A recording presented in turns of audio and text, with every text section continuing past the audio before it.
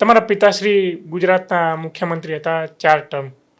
તમે એ સત્તા સુધી પહોંચવામાં મુખ્યમંત્રી બનતા બનતા રહી ગયા. કેટલો વસવસો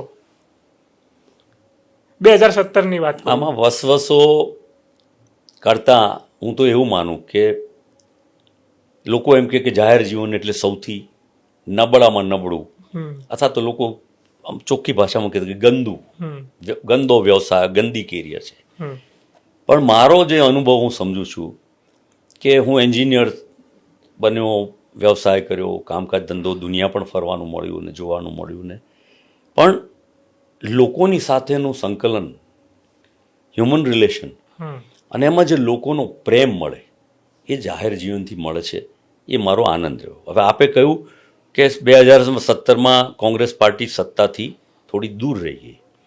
ઘણા બધાને એવું હતું કે બહુમતી આવે તો મને પણ તક હોઈ શકે, અને મેં હંમેશા કહ્યું કે ગમે જે કંઈ આવશે એ કોંગ્રેસનો તો મુખ્યમંત્રી આવશે જ, અને કોંગ્રેસ એટલે એક વિચારધારાનો મુખ્યમંત્રી આવશે, અને એ વિચારધારાથી કોઈ બહુ દૂર રહી નહીં શકે.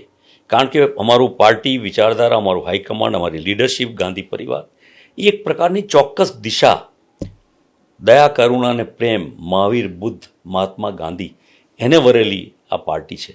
એટલે એ વિચારધારા દ્વારા નાનામાં નાના માણસને મદદ કરવાની ભાવનાવાળી, એટલે એક ફ્રેમની વચ્ચે કામ કરવાનું. હોદ્દાથી માન સન્માન મળે, કામ કરવાની તક મળે, તમારા વિઝનને ઇમ્પ્લિમેન્ટેશનની તક મળે,